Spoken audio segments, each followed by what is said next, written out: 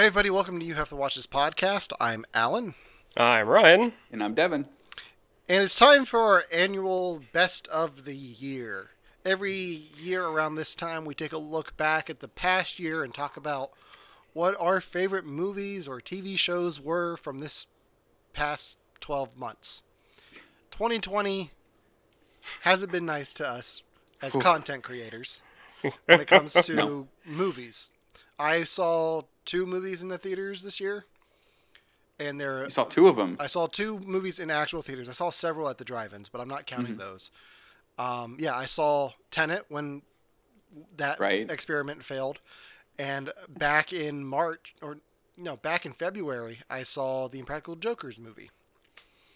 Wow. So, running the gambit there. What a list. Yeah, but I saw like Jaws at the drive-in, so a lot of retro stuff. Mhm. So instead of just talking about movies and TV shows, I told the guys, hey, let's open this up a bit. Let's talk about what got us through 2020. Like, what was the highlight of what we consumed from media this year? So we all said election coverage, and I was like, guys, we're not going to talk about that stuff. Oh, that would be so painful. Oh, my Oh, God. that would be horrible. Man. So instead, we're going to try to keep it entertaining. How did you guys approach this list? Because I kind of just went with what have I enjoyed consuming? What was your guys' method of coming up with your list? So my list was what came out in 2020 that I consumed at some point and I still think about or enjoyed for whatever reason. Some of these on my list are going to be like really cool things that I really like. And some of them are kind of time and place things that I think would never have worked the same way without it being 2020, but like a moment kind of for me. Okay. Ryan, how about you? I just made my list of whatever consumed my time, just because of with my work. There was a period where we were like we were stuck at home doing like an on-call thing, so we would only leave the house whenever we had to take care of a service call. Mhm. And there were times I was stuck at home because I had health stuff going on, and so one of the things on my list actually came out this year. The other 2 didn't, but they're on the list because these are the 3 things that took up most of my time this year when I needed it to. Yeah. So that's how I came up with my list. Okay. All right. All right. So I don't really have a particular order for my list. Do you guys have a particular order that you want to? Okay. So who wants to go first? Like, what was one of the highlights of your 2020? If there is such a thing. All right, so one of my list is the Jackie Daytona episode of What We Do in the Shadows. I think What We Do in the Shadows, it's on FX, I think. They stream it on Hulu. I think it's one of the funniest shows that I don't know if anyone's watching. I don't know anyone but like myself and maybe Romana, because I force her to, that watches the show. There's an episode of it that Mark Hamill makes a guest appearance in, and it's fantastic. I don't want to ruin too much, but there's like one of the characters goes undercover in like a small town bar, and it's just so good. It's such a good episode, and I think about it relatively frequently, and I think that's why it like made my list this year. Like, I love it. Have any of you seen What We Do in the Shadows? Or I've seen the movie. Okay. I'm really interested in the TV show. I just haven't gotten around to it. It's one of those ones that and I'll talk about this later. I always forget to look at Hulu for stuff to watch. Oh yeah. And when I go to Hulu, it's like the same 3 shows that I'm watching. But I need to watch that. The fact that all of the FX stuff is on Hulu the way it is now is fantastic to me. And that's just been on my list that I need to check it out, and I just haven't gotten to it yet. Yeah, and like I knew that it was a show. Like, I've seen the movie like Alan, but I haven't gotten around to checking out any of the episodes yet. Sure.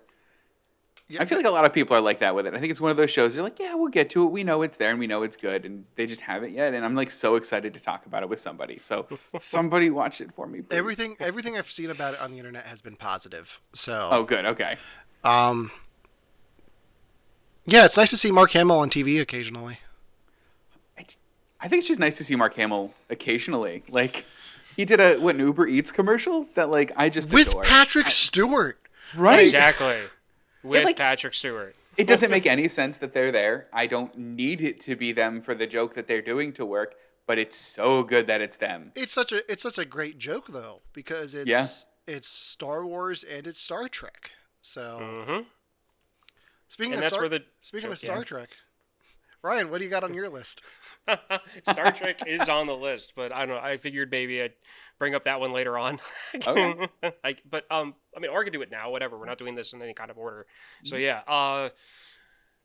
Honestly, around the time when this COVID thing started happening, like over in China, is about around the same time I was like binging through TNG and DS9 and Voyager to like watch or had just watched Picard. I completely have mishmatched all of the time that all that stuff came out and everything, but ever since that point, I've been on a kick of like watching all of the 90s Star Trek shows, and DS9 particularly is my favorite at the moment. I think I've seen that through twice now Wow. completely. Um I'm about a little bit further than halfway on doing another rewatch of TNG. I never really saw myself as being a Trekkie ever. Like I was a Star Wars person through and through. I like some of the Star Trek movies, but when it came to the shows, I was like, yeah, whatever, it's good sci-fi. I've seen a few of the episodes, but it's not I don't, it's not really my thing. And then it became my thing, and I now have a magnetic Star Trek badge that I have on my one shelf That's so that I cool. can that I Nice. can wear if I ever wanted to get a costume together. But yeah, no, it's the storylines, the characters, the fact that some of the characters like span the series. So like there's a few characters from TNG that cross over into DS9, and there are storylines and plot points that build on top of storylines and plot points from TNG that make those even better. So yeah, I mean it's one of the cornerstones of what's been getting me through this year. So it's interesting that you're focusing on a lot of the 90s Star Trek stuff Yeah. because this year is the first time since the 90s that you've had three different Star Trek shows on at once. Even in the Yes. 90s, though, you only had two at once because Next Gen Yeah. ended by the time Voyager was out. Yeah. What are the three? There's Discovery, there's You've Lower got- Decks, and Discovery, Lower Decks, Picard. Yeah. was Picard this year? Yeah. Wow, was this was a January. long year, Yeah. guys. That's Holy why cow. Oh, that's why I said back when this whole thing started in China, yeah. I was prepping for Picard. So I was binging TNG to watch that and Voyager too because of, Seven of Nine is in Picard. Yeah. So I was watching all of this stuff because I like Patrick Stewart and I like the Next Gen movies, but there was stuff that they were going to be talking about that's in the show and not in the movies in Picard. So I wanted to have the knowledge for it. And through that process, I kind of fell into Captain Sisko's lap and said, I want to serve on your space station. So the reason why I'm not and the reason why I'm saying the 90s shows and not like the newer stuff, I mean, I love Lower Decks. Absolutely phenomenal. And I like Discovery. It's not my favorite Star Trek series, but it's getting close. And I like Picard, but all of the 90s shows are done, they've been over with, and they're available. And you can watch them in their entirety. And it's easier for me to binge something like that over and over again than it is for me to binge like the first season of Lower Decks, knowing that there's a season 2 coming. Like I can only watch that stuff so many times before I'm like, okay, I want the new stuff. I know it's coming. And That then makes sense, though. I get tired of rewatching it at some point. Do you think that watching the 90s stuff helped you enjoy Lower Decks more? Because there's a lot of references to stuff that is from those old shows.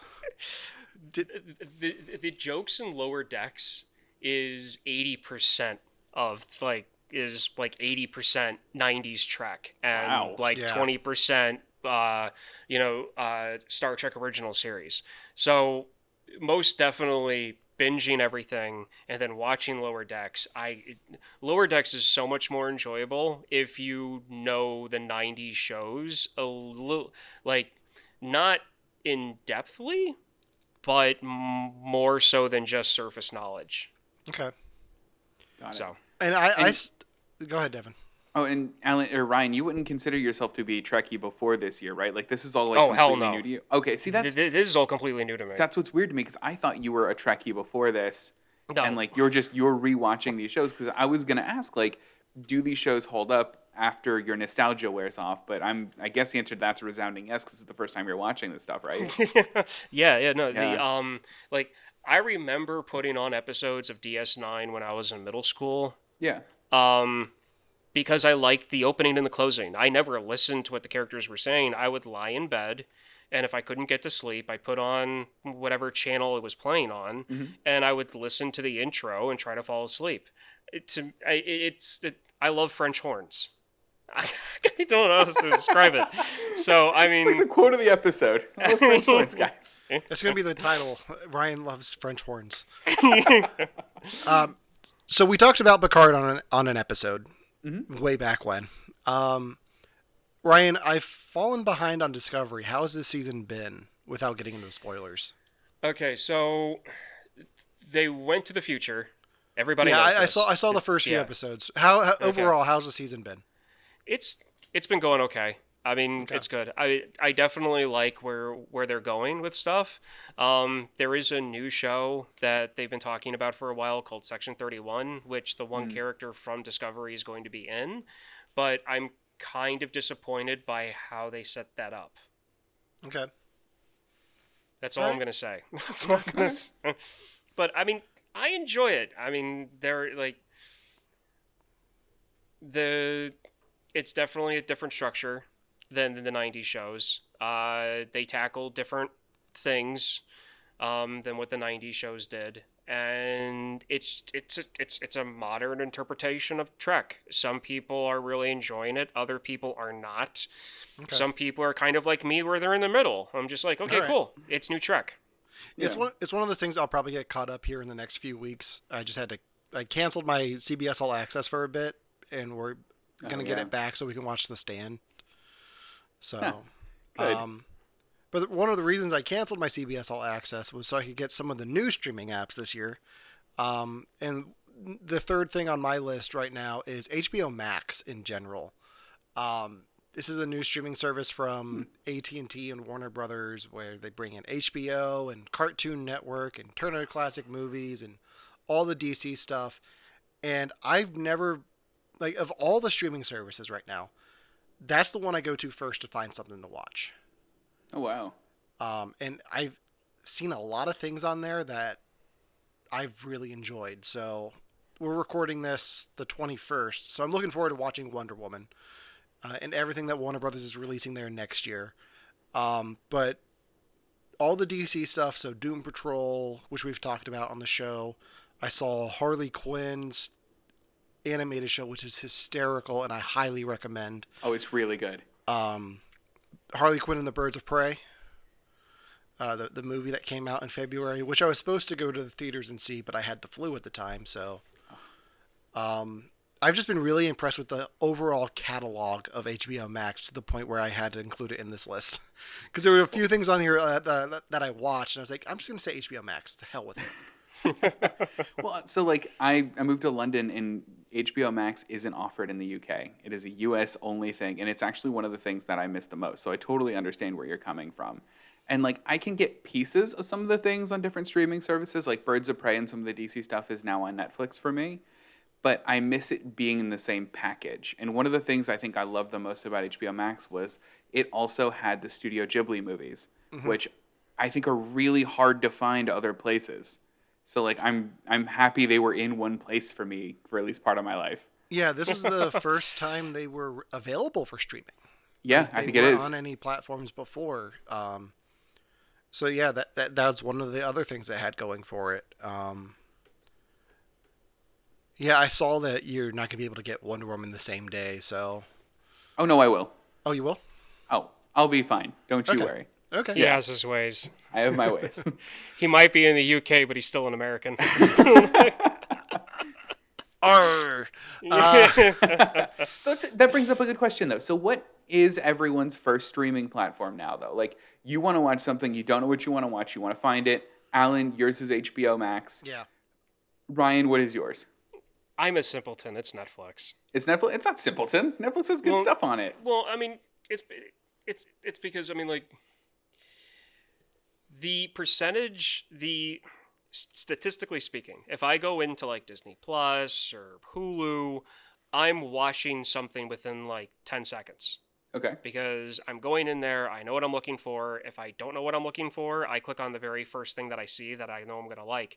When I go into Netflix, is more of like, I don't know what to watch, but I know there's a lot of stuff here, so I'm going to go here first and see what I find. And I'm starting a watch of Star Trek Enterprise because I've never seen that, so I'm watching that right now.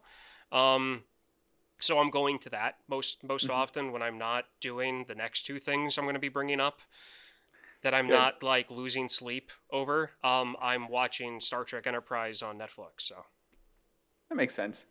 I think back when I was in the US, the first thing I would pull up is Hulu, because Hulu had the new shows releasing, and to me that felt more like live TV, and it felt like I could watch, like, I would keep up to date with Bob's Burgers, I'd keep up to date with Archer, basically anything H. John Benjamin's doing, I would keep up with. And I would like keep up with like Shark Tank and those, like, you know, terrible reality shows that I love. And that would always be like my first one was Hulu. My wife's number one go-to is Peacock, which I did not expect. Weird. Yeah, she's riding the Peacock train hard. Wow. Okay. she's That's like the one I boycotted hardest. Well, it's free, so everything Oh. she watches is with commercials. Like, she's not going Okay. in there for like Parks and Rec or The Office coming up soon. But no, she's watching like Columbo and what's the one? Murder, She Wrote. She does Murder, She Wrote. She owns Murder, She Wrote on DVD though. Oh, no, it's okay. with James Garner. Why is the name escaping me? Is it Columbo again? It's not Columbo. It's Columbo and damn it, I'm gonna have to look it up. I'm so sitcom, embarrassed right right? now. It's not a sitcom. It's a detective Oh. show. Is it the Rockford Files? Rockford Files. That's it. I was like, the Rockford Files, which I've watched a few of, and that show is fantastic. Is it? I've Yeah. never even heard of it. It went on. They started doing. It was that period of time where they had these detective shows, and then they went into movies, like made-for-TV movies. So they have Rockford Files from the 80s all the way through the early 2000s. Oh my gosh. Yeah, so there's a lot of that, and I've enjoyed every episode of that I've seen. So there's a lot of Peacock streaming in my house. That's really funny. But we don't I'm pay not for mad it. about that. Oh, Like, that's good then. I'm all for it. Like, as long as we don't have to pay for it, Then you're fine. like I don't really care enough to see the reboot of Saved by the Bell to pay for Peacock. Like, we're good with just the pilot episode. I heard it was really good though. Yeah. So, Devin, you mentioned Netflix before. Yeah, Did you see anything good on Netflix this year? I did, and it's actually on my list. Oh, So- go on. So this is a weird one. Okay, so on my list is Tiger King as one of the big things.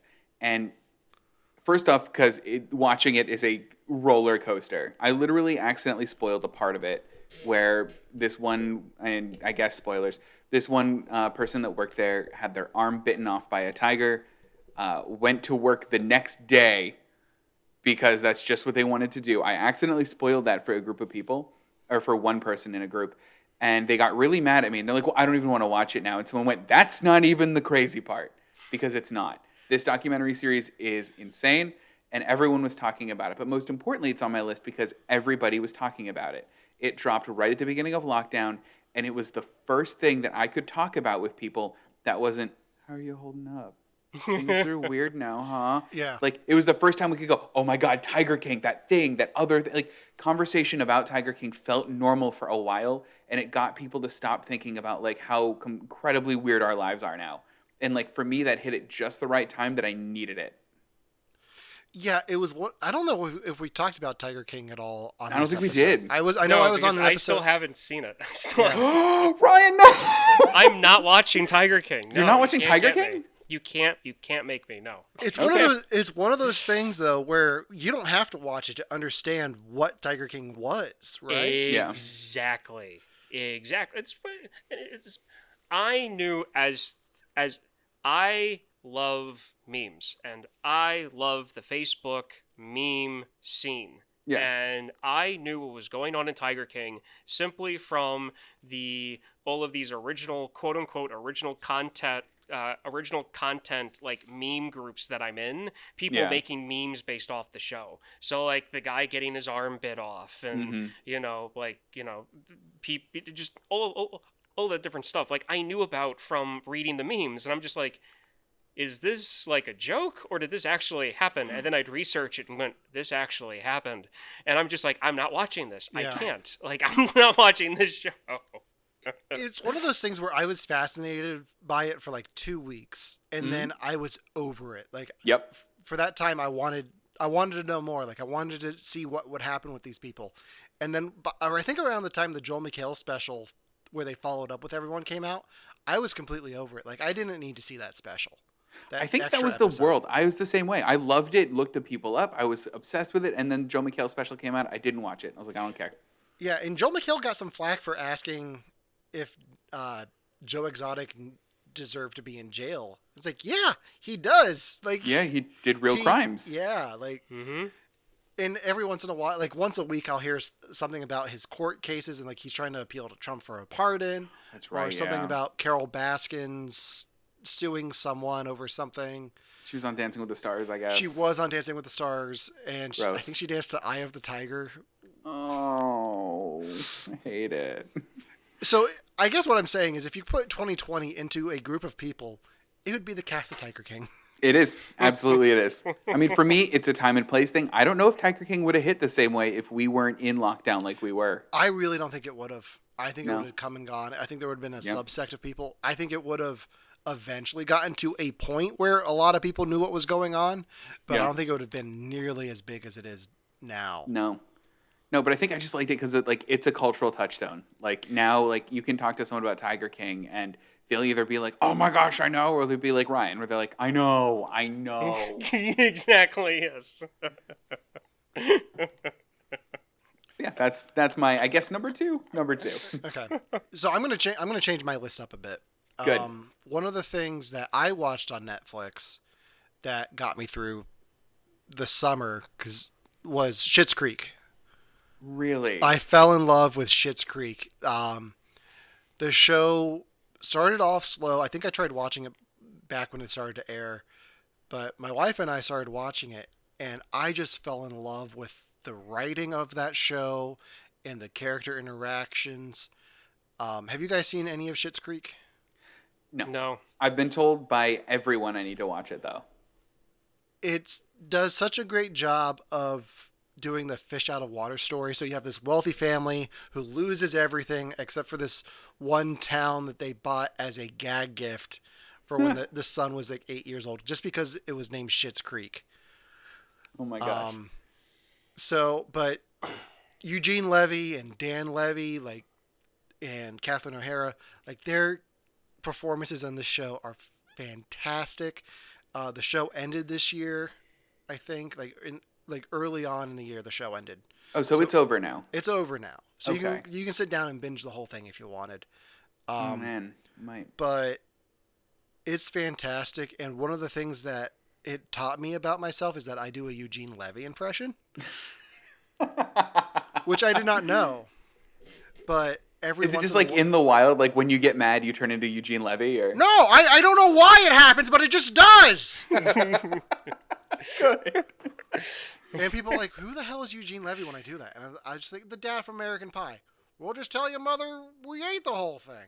Oh my Like- gosh. So Oh. yeah, that's one of the shows I highly recommend. I'm starting to remember that when it came to work, just driving around, I remember I listened to a radio interview with him talking about Schitt's Creek and talking about like being on the show and the Yeah. different scenes. Now I'm starting to remember it, so I know what you're talking about. Yeah, no, it sounds hysterical. It really does. It's hysterical and it's heartwarming. Like it, Mm-hmm. these characters are the most real characters, but they're so extreme that it's hard to believe. Like Catherine O'Hara does this weird accent throughout the show that shows up in like the third episode, but she just keeps going with it. And I can't place what that accent is, but I know it's that character. So they're so extreme but believable. That's cool though. And I mean, everyone around them is grounded. It has one of the best love stories, best relationships I've ever seen on television. see, that actually gets me to want to watch it more than like just saying it's a really funny show. Because like, I don't know, Big Bang Theory is supposed to be a really funny show, and like, I don't know, I'm not. I kind of jumped ship with that a while ago. I don't know if I'd watch anymore, but I think because none of those characters are like real humans. Like, I understand that they're like super smart and like I don't know, but I love shows that like Scrubs. I like Scrubs because Scrubs was funny, but Scrubs had very grounded characters, and it sounds like this is similar, and that gets me to want to watch it. I guess it would be similar to Scrubs in that case. Yeah. There's no laugh track. It's Canadian, so the budget's a little bit smaller. Yeah. And they just do a really good job with the show. Like I just enjoyed it the whole time. I'm gonna have to watch it. It's on the list now. Yeah. Ryan, what else you got on your list? Okay, well, the next two things I have are video games. So Okay. this is one. I think this is one territory that we haven't really gone into on the show. Not really. No. I think ever. But the one for my second pick is the remastered Tony Hawk Pro Skater 1 and 2. That makes me so happy. I was looking forward to this game. It got pushed back, and I kind of forgot about it until I heard like a week before it was going to release. And then I got sick with my health issue, and I wound up in the hospital, and I was stuck at home for like 2 months, and between 2 different surgeries and everything, but whatever. During that time period, I had bought and downloaded Tony Hawk Pro Skater 1 and 2, and completely relived my childhood from playing Tony Hawk on my Dreamcast, but now I was playing it on my Xbox One. And like the music put me right back to the original soundtrack on the original Tony Hawk Pro Skater 2 game, which was the one that I played first. It's the soundtrack that got me into like alternative rock and punk music when I was a kid. And if it wasn't for me playing the Tony Hawk Pro Skater 2 game on my Dreamcast, I would not be the Dead Kennedys fan that I am today. So we're so much better for that. And just playing the game on the new maps. I mean, it's like they literally didn't do anything to change the games. They just remastered the maps. They gave you updated skating brands to pull, stuff to like make your, customize your character and its skateboard. They put in modern music that still fit into the whole pop punk, and alternative rock scene with some hip hop thrown into it. There was a handful of new skaters, people who were like in their late teens to 20s and 30s, and then people who were, had skateboarding videos on the original game series. And I spent literally a month and a half playing it. Wow. And even like I haven't touched it in a few weeks, but I mean it was one of those things where like every day when Kristen was coming home from work, there was probably a stretch of 3 weeks where when she opened up that door, I was playing Tony Hawk because I'd been playing all day. This is the first year in a long time that I've had a console hooked up to my TV that was a current generation. So I was able to enjoy some of the remasters of like Crash Bandicoot and Spyro that came out over the last few years. And I realized how much I suck at the remastered version of Crash Bandicoot 2. I think they messed up the game. Like I know I was good at this game before. I can't. Yeah, I think the graphics are just off a bit, so I just can't. It's just hard. This is an age thing because I'll admit I was the same thing with Tony Hawk because I was like, oh yeah, no, this is great, and I'm like, wow, this is really more difficult than I remember. And then I think it was that one YouTube channel that you talk about, Alan, sometimes that you bring up where it's like they're fans but they poke fun at movies, like Honest Trailers or something. Oh yeah. CinemaSins. Honest Trailers. Yeah, No, it's them. it's CinemaSins. Yeah. No, not Honest Trailers. CinemaSins. Is Honest Trailers something that CinemaSins does? No. Honest Trailers is its own thing. Yeah, Oh, Honest okay. Trailers is a whole other thing, yeah. I thought they were all one and the same. Anyway, Honest Trailers did an honest trailer for Tony Hawk, Oh. and I sent it to you guys, and it was on point. And one of the things they said was that this game will make you realize that your reflexes at 30 are completely different than was it what they were when you were 12. And it's true. And I only got as good as I did at the Tony Hawk remastered was because I could spend 2 weeks nonstop Yeah. playing it to get back to where I was when I was 12 or 13 playing it to begin with on my on the old console. See, for me, it was, oh, I jumped this hole and I landed on the thing, but you still had me go through the edge of it because I didn't actually land there. No, something's wrong with this. Like that's. It wasn't like the it's center not- of your feet. Like I don't want to say it's me. Like it's not me. It's the game. It's all the game's fault. It's always the It's game's not fault. me. It's glitching. Yeah. It's lag. Devin, how about you? Any video games? I do. So that was actually my last thing that I had on my number 3 list, and it's The Last of Us Part 2. I loved this game. I played this game. I remember this again kind of hit maybe towards the beginning of lockdown. I was still in California for this one. I would finish work. Romana and I would sit down and I would play this game from the second I finished work until bed. And I would play it and Romana would sit there and watch it like it was a movie. And it's so freaking good. I know that people have problems with where they took the story if you're a fan of the original Last of Us game. But I think I don't own the story and it's not up to me what the characters do and what they do with the characters. What I loved the most about it is it was a game with a point. It had a very specific point that it wanted to tell you. And that point was driven home by the plot, by the characters, and by the moment-to-moment gameplay, which is something that not a lot of games do.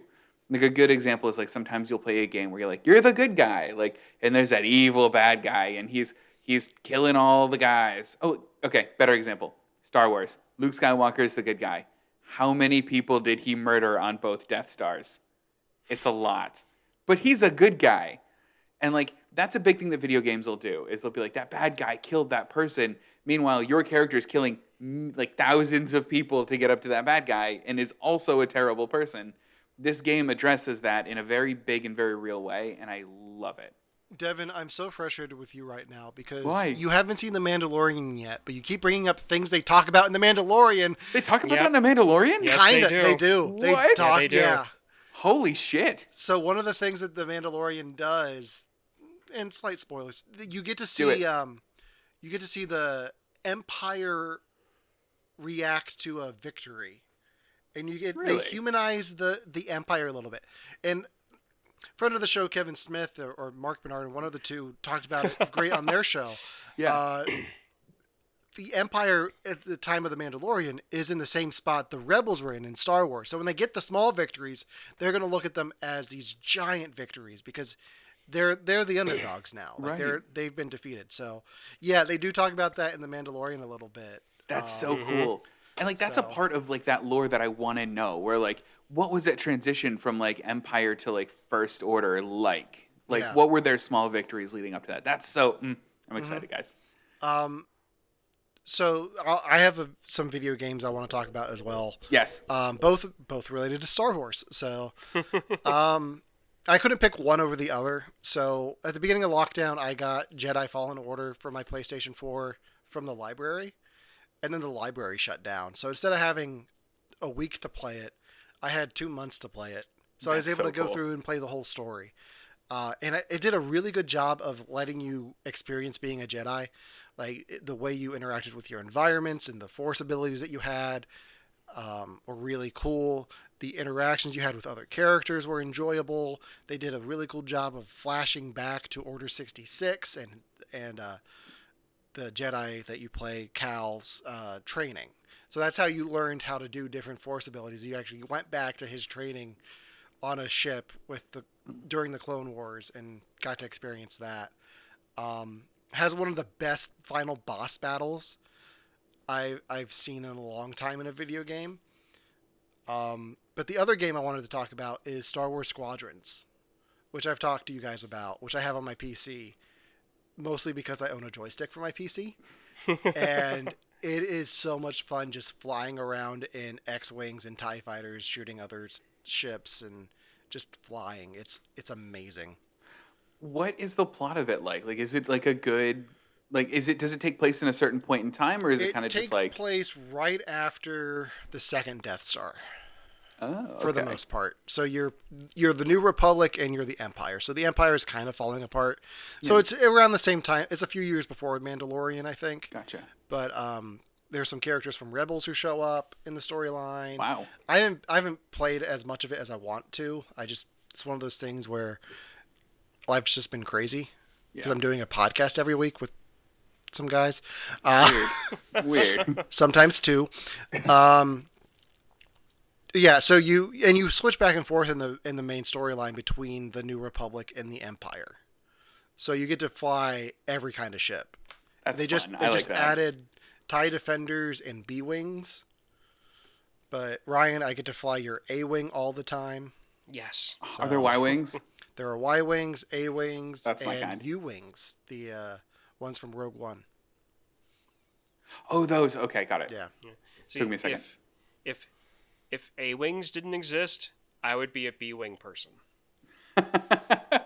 I love those things too. Nice. But A-Wings are that's mine. That's And just because they brought in the Mandalorian, I guess I got to say Fortnite too. So there's my third Star Wars game. Kinda counts. Anything else that we want to touch on from this year? Were there any movies this year that you guys saw that we want to shout out at all that you might have us do next year? Because I know for me, one movie that I watched on Netflix, which made me feel like I was in a theater, was The Old Guard with Charlize Theron. I didn't know you watched that one. I did watch that. Well, how was it? It was phenomenal. I really like Greg Rucka's writing. He was behind the comic book that became the show Stumptown.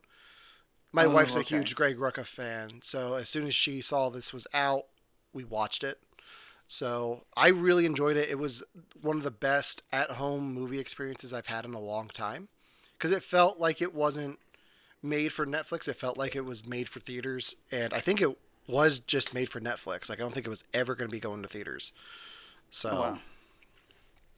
I could be wrong on that, but I really enjoyed that film. I'm thinking. I mean, so something that came out in 2020 that I really enjoyed, but we have talked about it a little bit on the show, is I really loved Avenue 5. Okay. It's a space comedy with Hugh Laurie as a captain. I thought it was wonderful. It definitely is like a runner up for me if I didn't pick What We Do in the Shadows. Okay. Yeah, I saw that show too, and I'd recommend it. Yeah, I still haven't watched it. I like It's The guy who the picked first two HBO episodes- Max as one of his picks hasn't watched the new Hugh Laurie show on HBO. It's one of those things where like the first two episodes are like it kind of jarring, like somebody who doesn't know how to drive a stick shift, kind of Yeah. like the go stop thing. But once you get into once you get into episode 3, you're like, okay, I get it.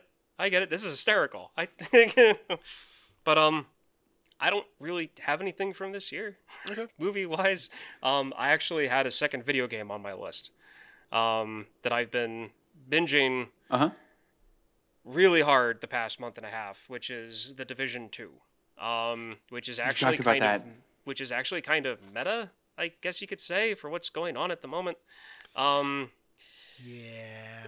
Very simply, crazy scientist combines a bunch of deadly diseases, as in SARS, swine flu, and the plague, blackpox, combines them together into a superbug that can spread like the common cold and completely destroys the country, pretty much. Hospitals are overrun because this thing, you are contagious the second you get it, and it has like a 95% fatality rate. Wow.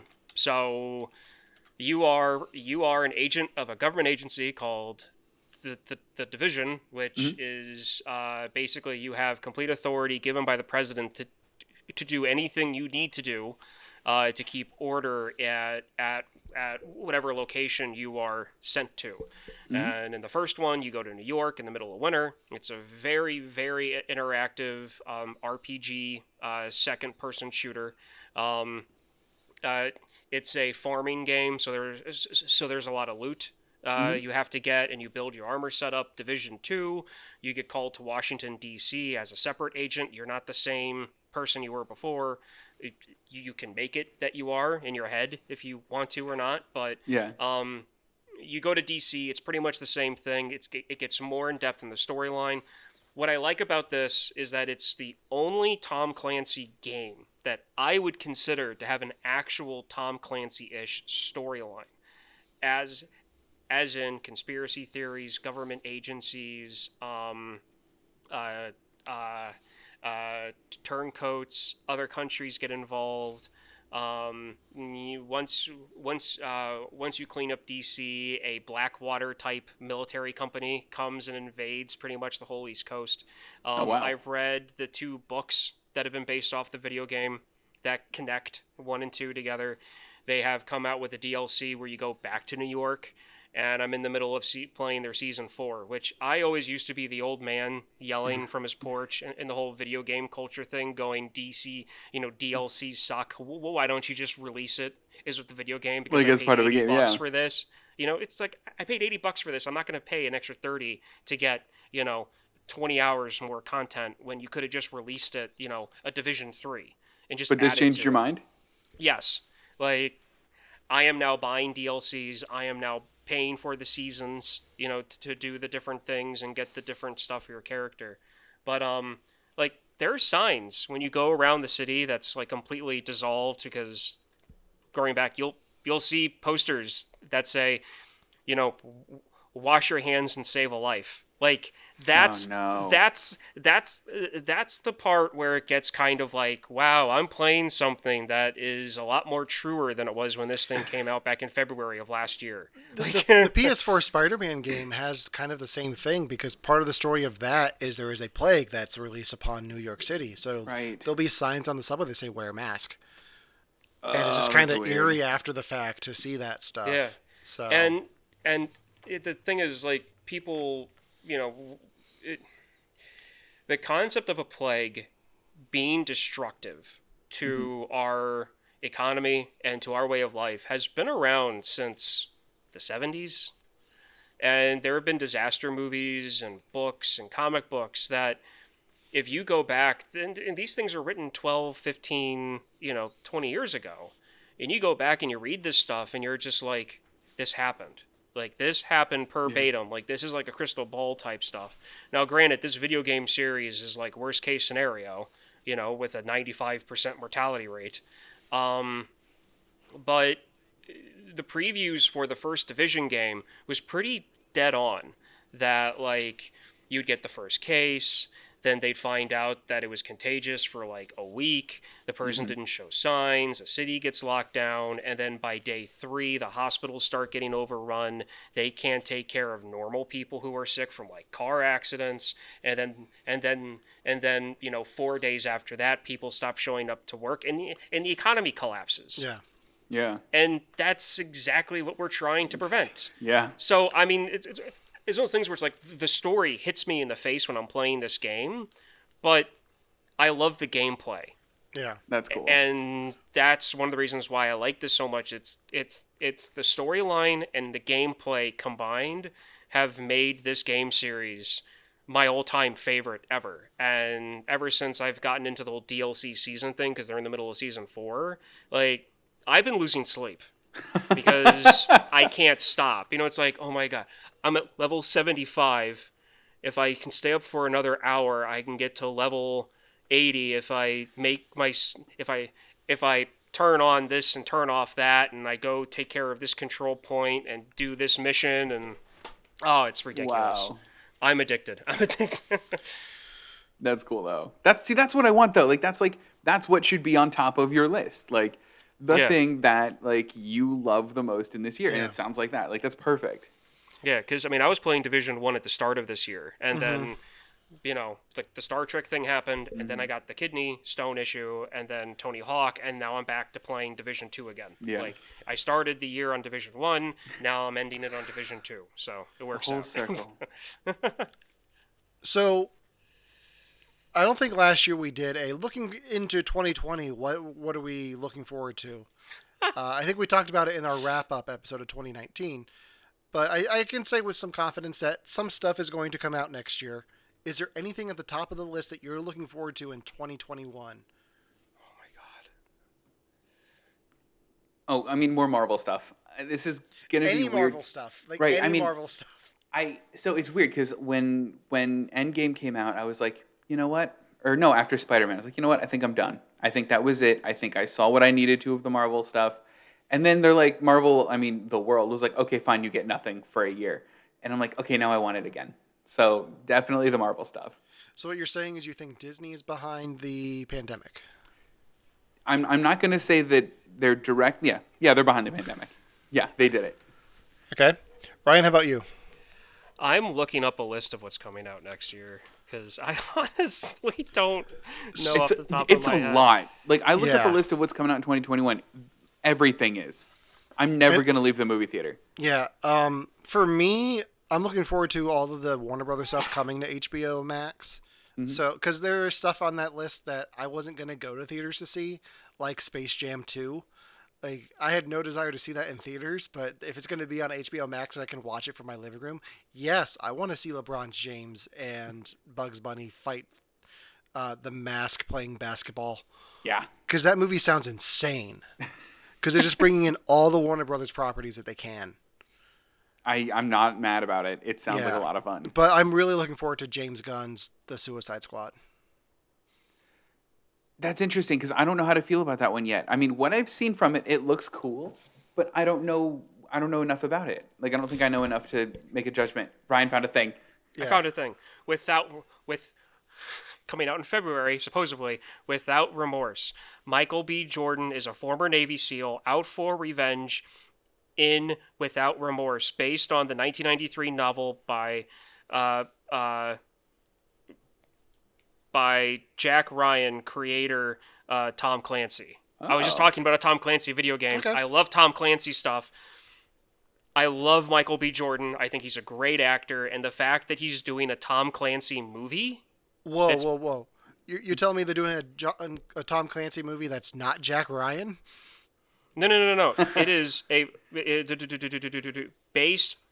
based on the novel by Jack Ryan, created by Tom Clancy. That confuses the hell out of me. By That Jack sentence Ryan, really confuses It's me. by Jack Ryan author, probably. They probably just didn't write It's it. gotta be. Yeah.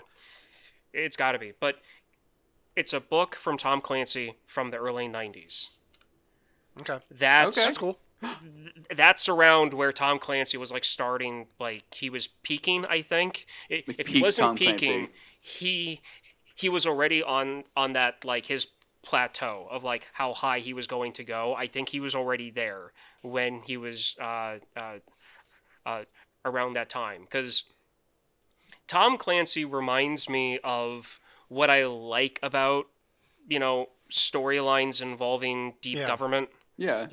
Cold War, espionage, simple stuff. Simple stuff. I Right. long for simple, government stuff. And that's as Okay. much as I'm going to say on that. Speaking of old books, you reminded me the new Dune movie's coming out, and I can't wait for that.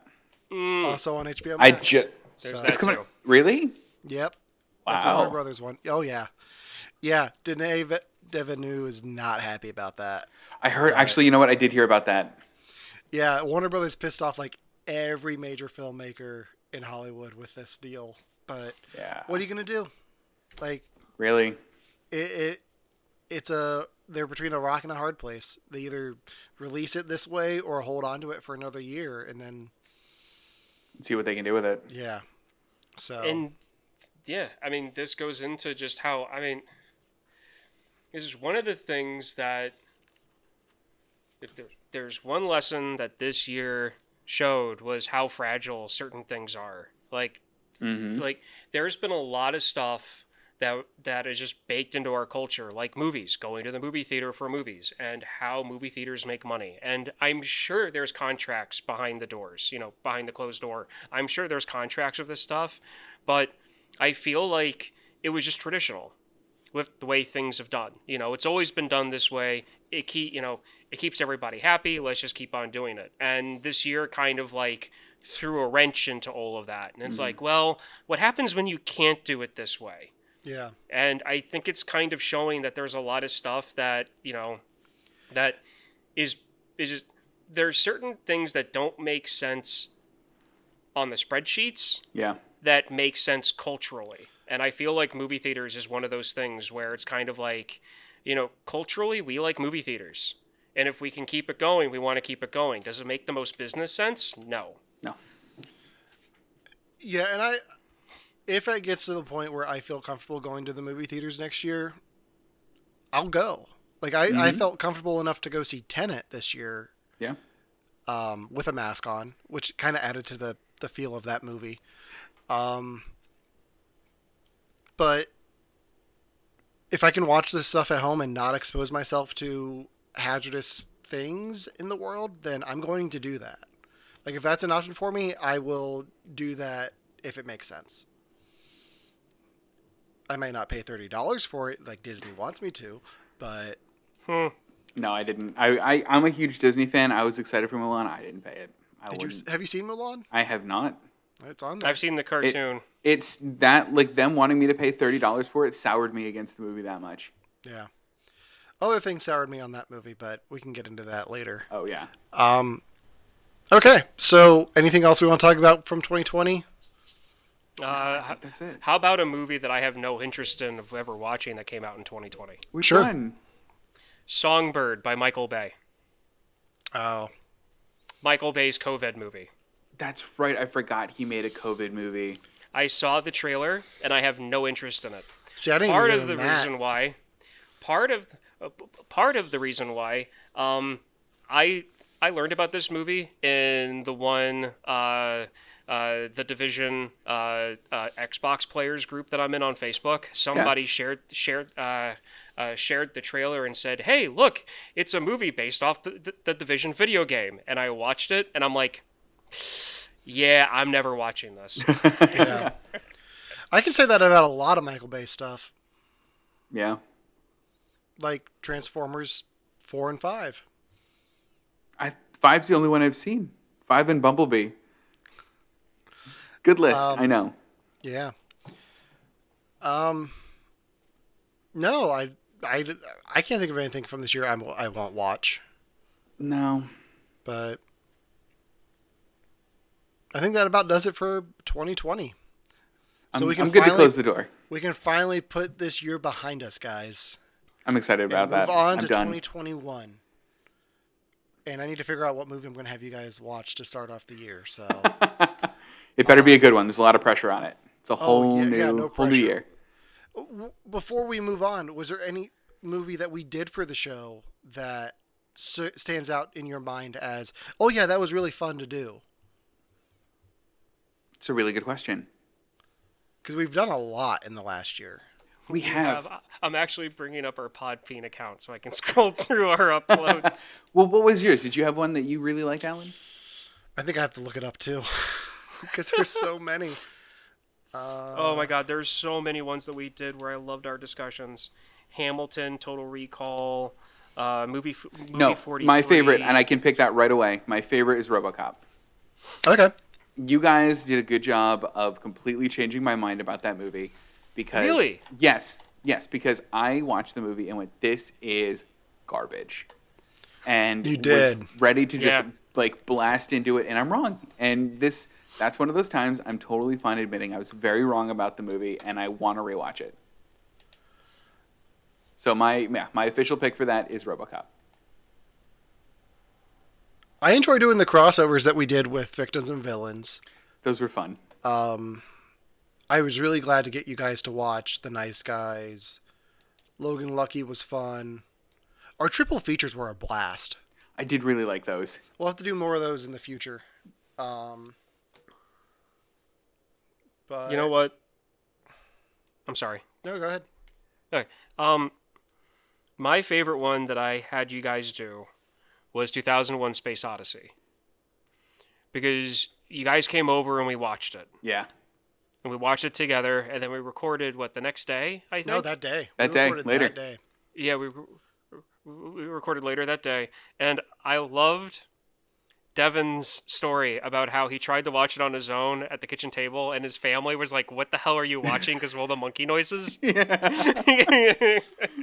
No, I think that day was a lot of fun because not only did we do 2001, but we also did Chef, and I got to cook for Yeah. you guys. That was a Yeah. lot of fun. And we got our photos taken. Which was a that was in blast. Oh, yeah, that was nice. February. Yeah, it Yeah. was. No, that was in February. that was January. That was the week January. after after Devin and I's birthdays. Yeah, that's right. Yeah. It's Wow. been a year. It's a long year, guys. Yeah. Wow. This year feels like it's been a decade. It does. Really, though. So, Holy cow. well, hopefully next year doesn't go by too fast. But we have some exciting things planned for next year. One of which is video. Like we're experimenting with video podcasting. So you can subscribe to us on YouTube and see our beautiful faces and Devin. And Devin. Who doesn't want to see this? Let's be honest. So we're experimenting with that a bit. So go check that out if that's your kind of thing. We might also upload them to Facebook. Who knows?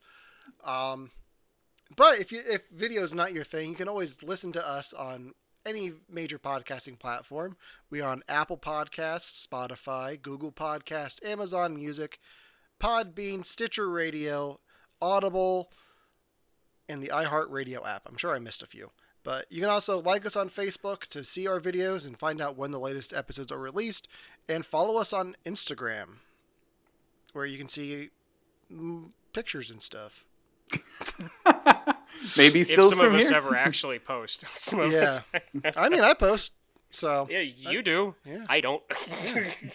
yeah, I remember when we signed I up should for start, the though. Instagram. I was like, yeah, we should all like post stuff from like when we're watching things. And then 2 years later, I'm the only one who ever posts anything. Hey, I did me eating dry pasta that one time. You did. Yeah. That was my contribution. Yeah, I get Facebook. I understand Facebook. Like that's one of the things. Like I got into Instagram and I'm like, okay, all I'm doing is taking a picture and posting it. Oh yeah, no. Yeah. And you write a sentence. I'm like, I put a sentence with it. Like yeah, no, you do this all the time on Facebook. Like yeah, I know I do, but this isn't Facebook. It's Instagram. wait until 2021 where I get you to start doing TikToks. So, It's part of it. What? TikToks. Yeah. oh yeah. It's gonna be me sneezing. We're doing hey. all the dances, Ryan. All of them. Yeah. I mean, I've got a video degree. I know how to splice this video into like vertical. I don't want to, but I will. But yeah, so until next year, hell with it. Until Wow. 2021, for You Have to Watch This Podcast, I'm Alan. I'm Ryan. And I'm Devin. In 2020, go fuck yourself. Oh, seriously. I like how we didn't even mention that Devin started the year in LA and ended it. wanted ended it to. outside of the country. I was going to say, tune in next year when Devin ends the show in Antarctica. And then the next year, he's just on Mars. Like...